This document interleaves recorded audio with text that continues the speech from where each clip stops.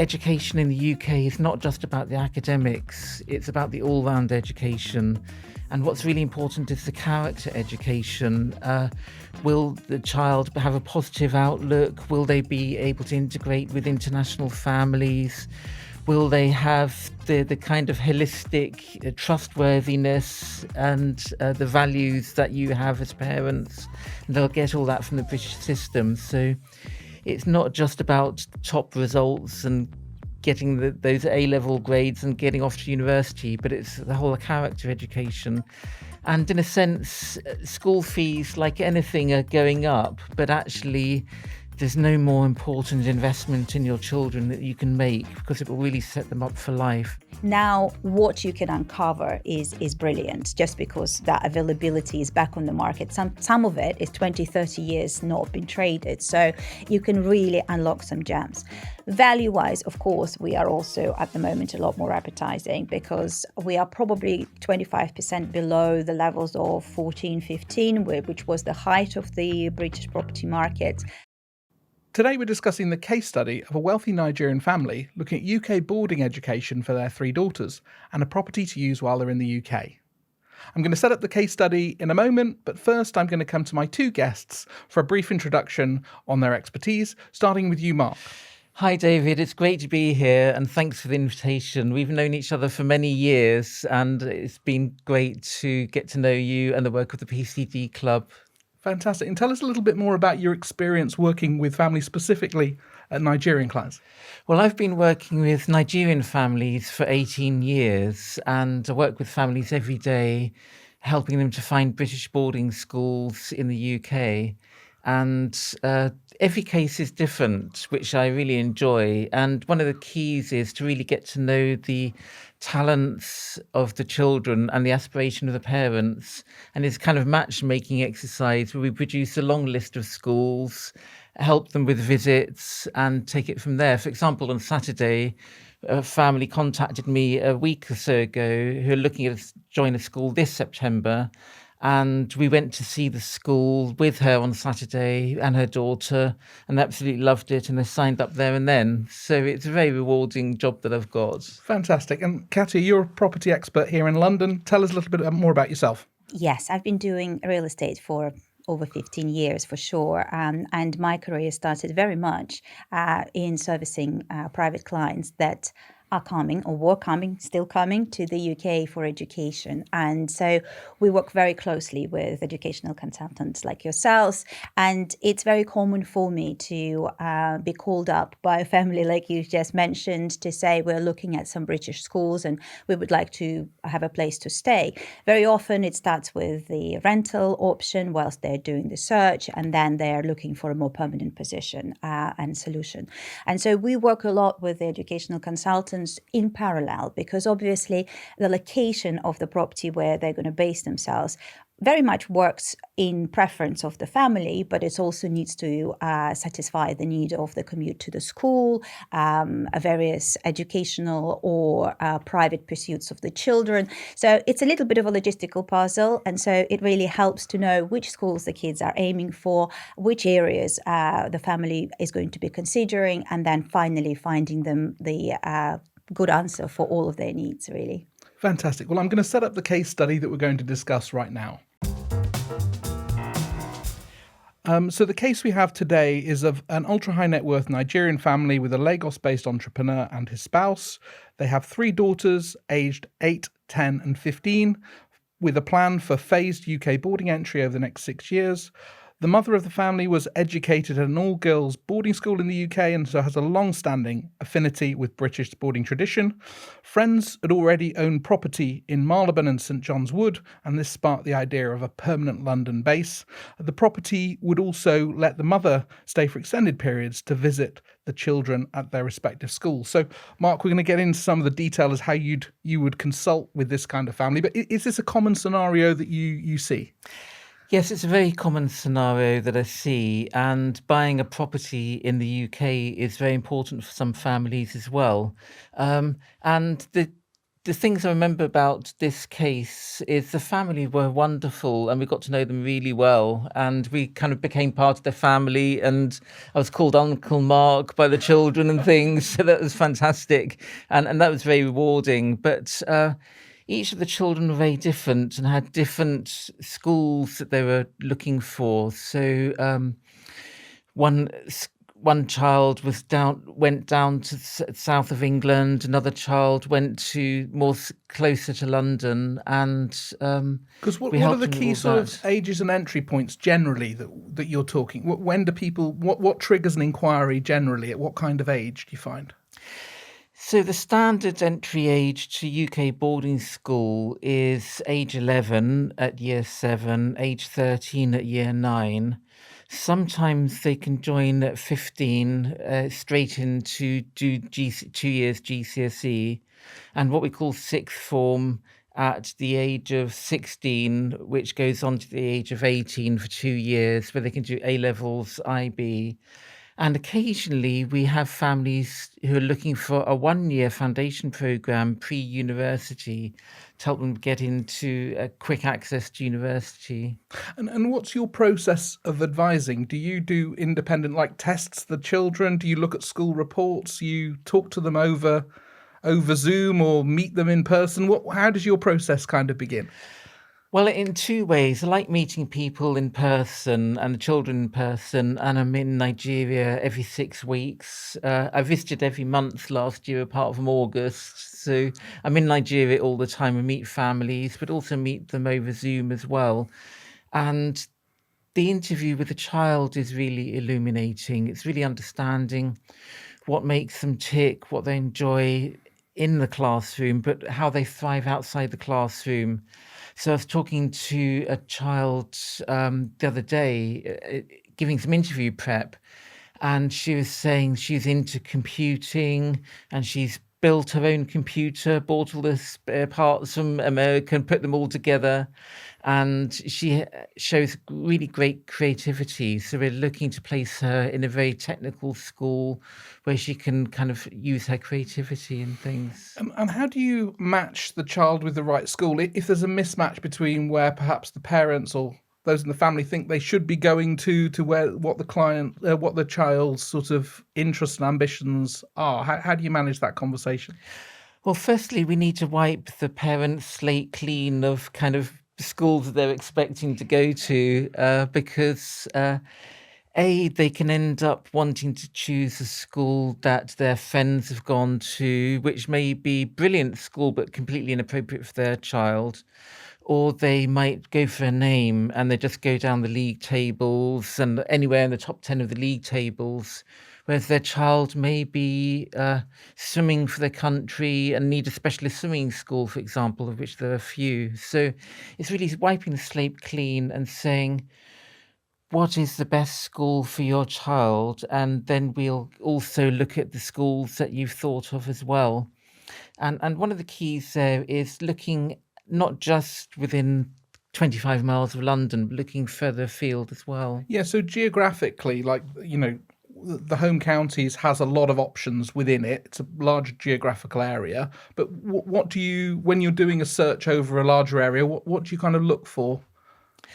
Yeah, so look for a few things. Firstly, the main question is diversity. So will the school have other African students or other students from Africa? They can have friends travel back to Lagos or Abuja or Port Harcourt with, and that's the number one priority for the Nigerian families.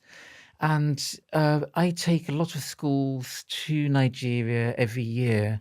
So on average, 30 or 40 heads come to Nigeria with me. And it's really important they understand Nigeria, how Nigerians think and tick, and how their priorities as well. So diversity is really important.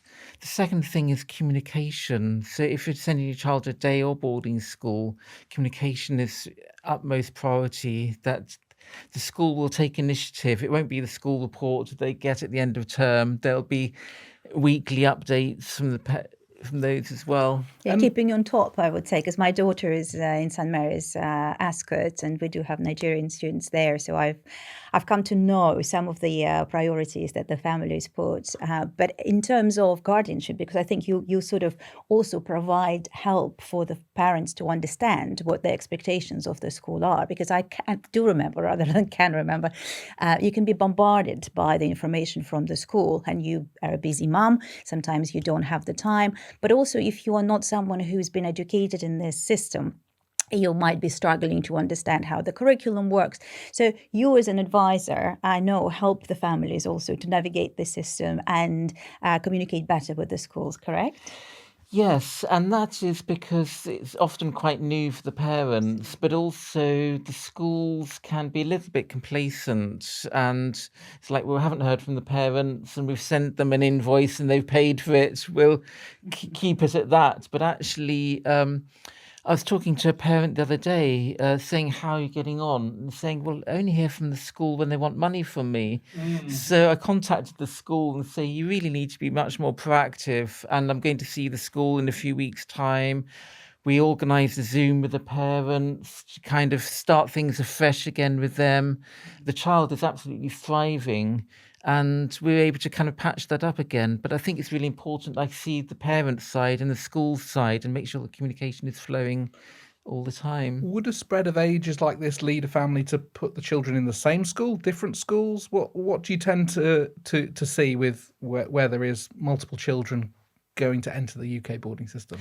Well, we're currently dealing with our third set of triplets at the moment. Wow. And so it's quite good if they end up going to the same school. And we're talking to a few schools about them, and they're getting a discount as well. So 3 for the price of 2, which is really fantastic. Quite helpful these days, isn't Really it? With the helpful. prices being what they are right now.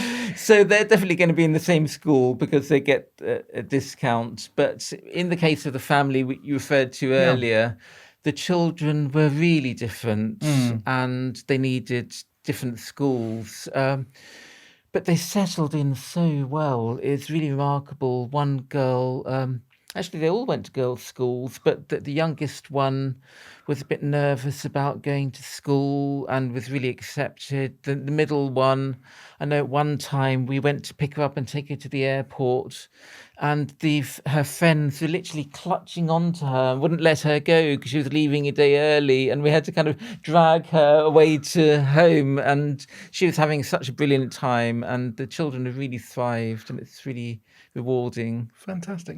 I think it matters. I think I certainly see the big difference between the clients that I work with who are going to stay in the UK and do day schools versus the boarding schools, because the day schools ultimately often it's down to the nanny or the mum herself to sort of deliver the kids to school every morning. Whereas with boarding, of course, it's a slightly easier process in the sense that more or less the school holidays are aligned. That's, I think, what matters the most to the parents, because obviously when they are at the exit and they are in London or wherever they chose their base to be, somebody needs to be there to look after them. So I think there is broader choice in a way. It's easier to manage because obviously, day to day, they are looked by this school. Yet I would agree with you. I think it really varies on the family and on the child, especially when it's a boy and a girl, of course, right? Because sometimes it's not an insistent of the parent to have a boys' school for a boy and a girls' school for a girl, but so often they do choose different sex schools. And therefore, you do end up having slightly different schools and sometimes slightly different locations as well. But I think, it's all about logistics and making sure if the child is thriving, as Mark is saying, I think it's worth considering. Same doesn't necessarily work for different children. And also the trend that is taking place over the last few years and is kind of central to our conversation today is that parents, even if they're sending the children to boarding school, need a landing pad in London or the southeast of Yes. England. Yeah, So yeah. just because your children are boarding doesn't mean to say you fly in and fly out and Yeah. spend all the money on airfares. Actually, for half terms and exeats, kind of the leave weekends and summer holidays, Yeah. having that base in London is absolutely essential. Yeah. And Katya, so turning to the property search then, I Yeah. mean, there's some loose preferences here for Marylebone, St John's Wood, but how would you This start? was with this particular Yeah. family, obviously, and I think it made a lot of sense for them, not only because they had friends and were acquainted with the area, but also in the end, the schools that they went to in terms of getting to and fro, in terms of the kind of post-school activities, clubs, entertainment. I think both Marylebone and St John's Wood are fantastic locations from the logistical point of view, and also they've got a lot to offer. Greenery matters a lot also for especially younger kids, so proximity to Regent's Park, all of these things really mattered to this family. But generally, so often I'm dealing with the clients that visited London and they would probably know Mayfair, Knightsbridge, but would be completely unawares of other areas. And then so often, as Mark has said, they would have looked at the top school statistics and they have some sort of a preconceived idea of where they would want to be, but so often it's geographically completely opposing into different ends of London, if not beyond. So that's where it's so important, because one thing is the aspiration, the other one is setting the expectation. A lot of it is also down to the time frame, because only a few parents realistically give it a year or two to prepare for the entry. Sometimes you literally are hosting a family who is lending nearly in August and wanting to start in September. So there is all sorts of pressures, I would say. But ultimately, the goal that I normally set for myself is, okay, if you're really unfamiliar with the territory, let's visit all the schools that educational consultant or you yourself have set out for yourself as a family. We will also do a tour of the area. The first one is really orientation. I am trying to explain to them what are they going to get in Wimbledon versus Kensington, let's say, or Hampstead or Surrey and so on. So we will do that. Ultimately, in the process of waiting where the kids are going to be admitted, I would also do a search. So we'll discuss the budget. We'll discuss, obviously, the requirement in terms of the number of kids, whatever. It might be a house, it might be a flat. And so I will do a bespoke search within their budget so that they can see what kind of range of properties they can get.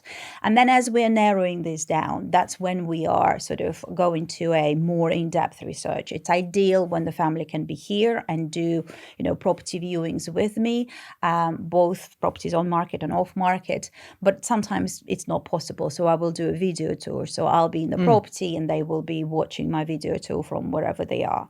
And then hopefully come normally May or March, depending again where they started their search, there are, places being offered. And then very often, if we have been renting until that time, then we will start looking at the acquisition, or indeed, if we already identified the property that they would like to buy, we will start the conveyancing process, agree the offer, and ultimately, from my point of view, it's about making sure that all of the important decisions, which I'm sure that we will come to talk about in terms of legal representation, finances, and everything else is already in place, so that they can finish the transaction within the shortest period of time. And what's the high value rental market like at the moment? Do people find out what sort of budget do people need to meaningfully get a property that It really does vary. So we are talking about, this summer, which has been compounded by the fact that a lot of Middle Eastern clients have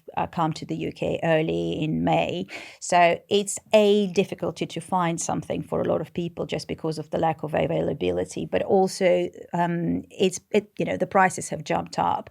I find that a lot of families, of course, if they are doing the rounds of schools visits, want the whole family to be in the UK. So we're looking at 4 or 5 bedroom kind of scenarios, and these things could be anything from, I would say, £5,000 per week to £25,000 per week.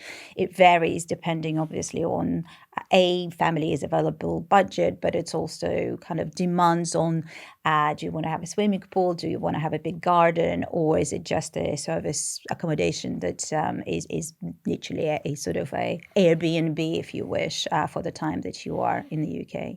But at least that would avoid buying the wrong property, wouldn't it? So the rental does give you a landing strip, doesn't it? That can be beneficial. And I think most families understand that. So it's very typical that, their first couple of visits, or even the first year is a rental, just to familiarize themselves with the area that they've chosen, kids being settled in school, making sure, mostly talking no boarding here now, day schools, but that the schools or the children are happy in those schools, and then obviously proceeding to purchase.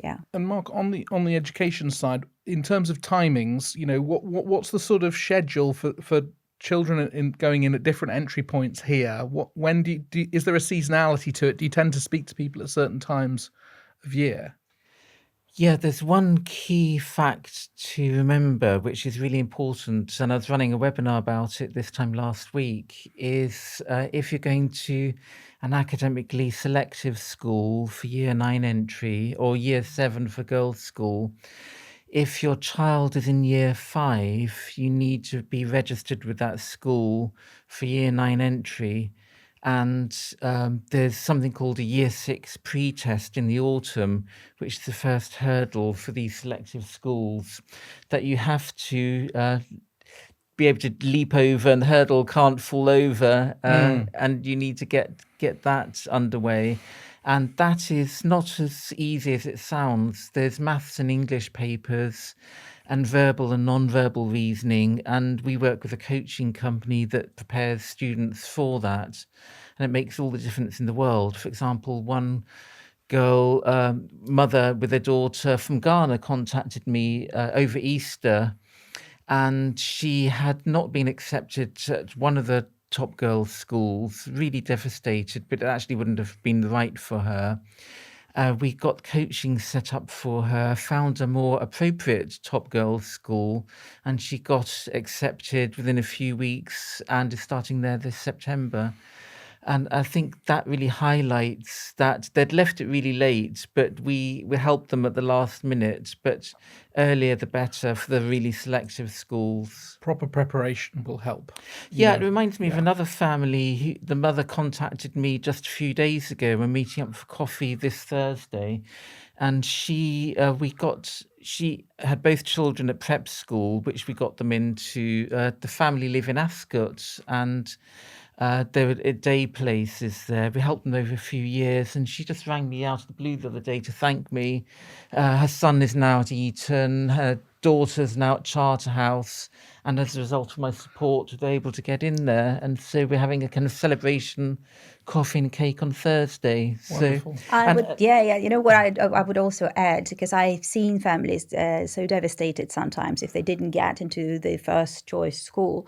But there is a flexibility within the UK to start somewhere lower, and then if you still have an ambition to get into the school, eventually you will, because with great support and with great help and advice, I think there is an opportunity for everyone to end up in whatever your top aspirational school is. How do you help families cope with that? Maybe there's a setback, a disappointment, something not quite right. How do you help? It's easy to have the good conversations where everything flows neatly, but what about when it's a bit more tricky?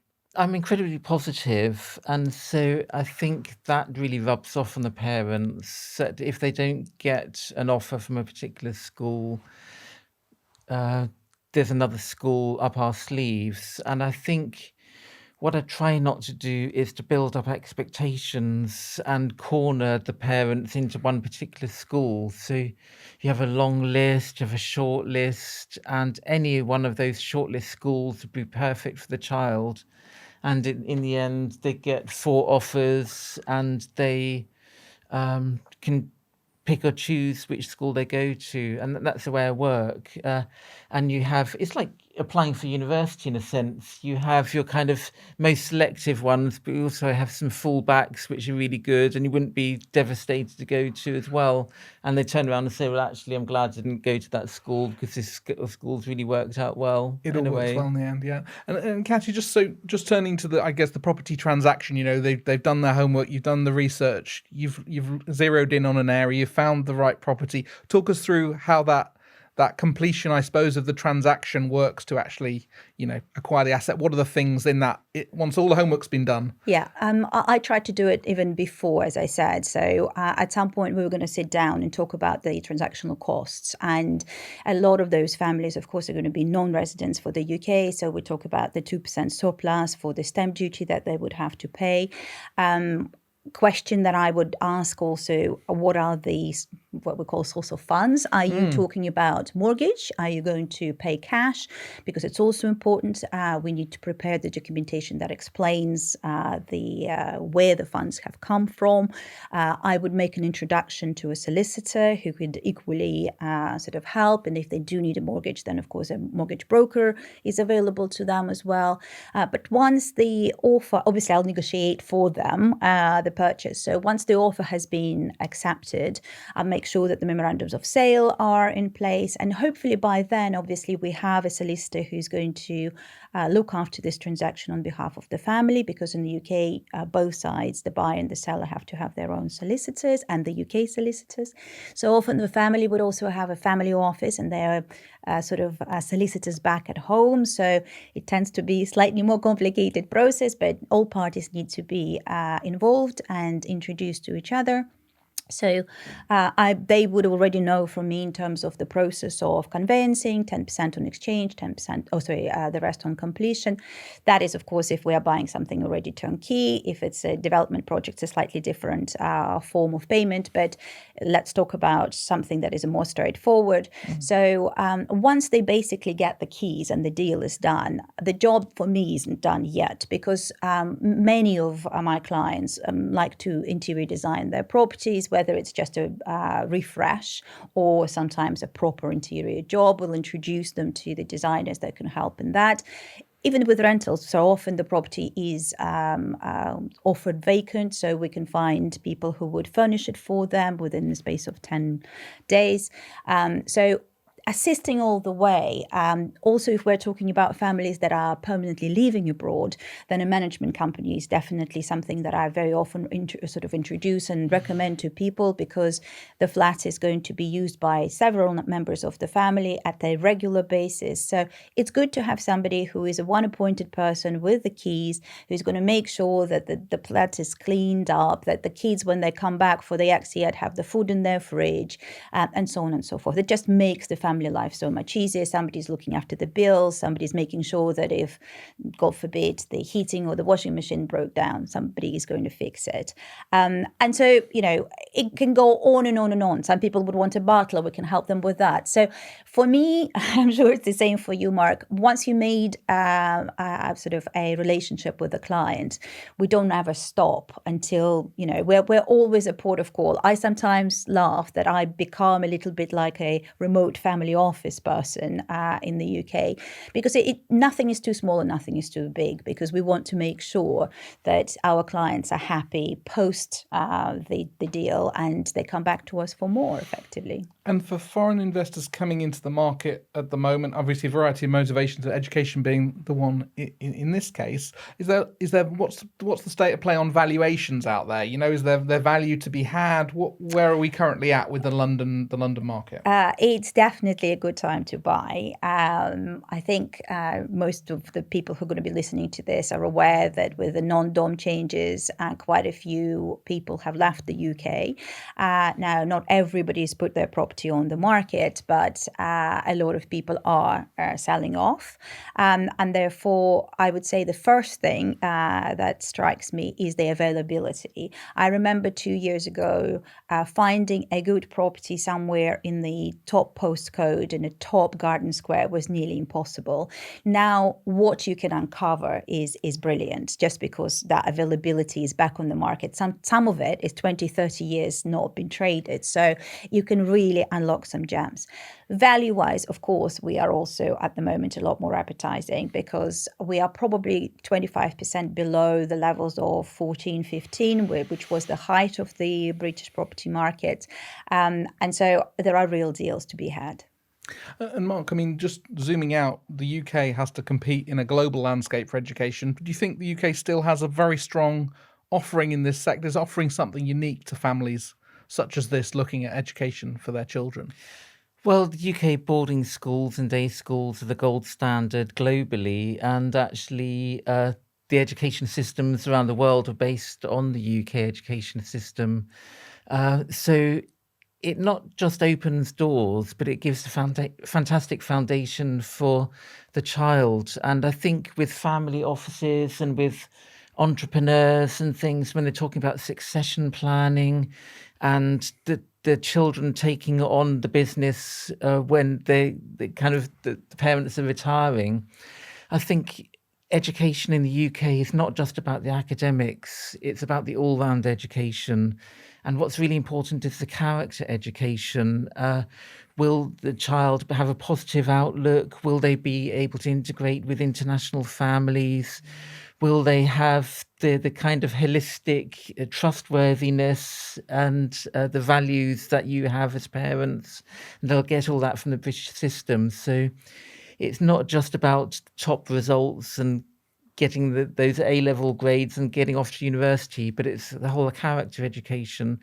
And in a sense, school fees, like anything, are going up, but actually there's no more important investment in your children that you can make, because it will really set them up for life, and finding the right school is so important.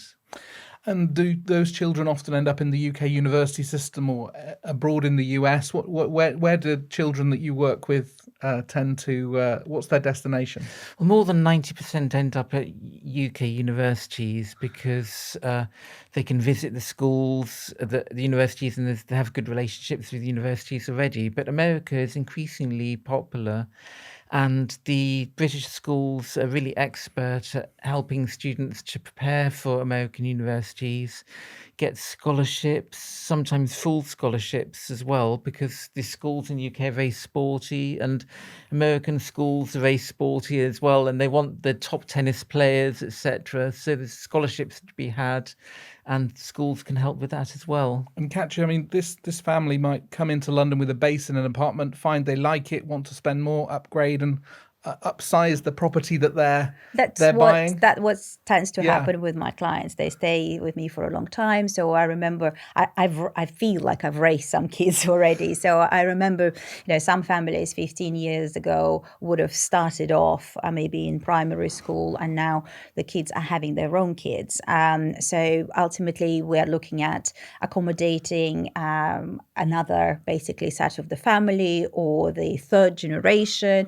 Sometimes the parents of the initial clients are coming over to live. So my life is never sort of stops with the first transaction, and we try to help them even when they go to Americas, because one of the things that I do is sort of international buying agency, so I can relocate the kids to America.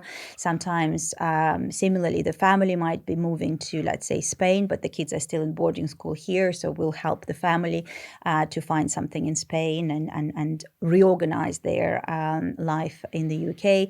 So I think it's normal these days that the family have more than one affluent family, more than one place to live. Even in the UK, you have a London home and you have a country about. So there's always opportunities to do more. Thank you. And Mark, if there's similar families watching this today, what would be your top tip for a successful journey through the system? What would you encourage them to do?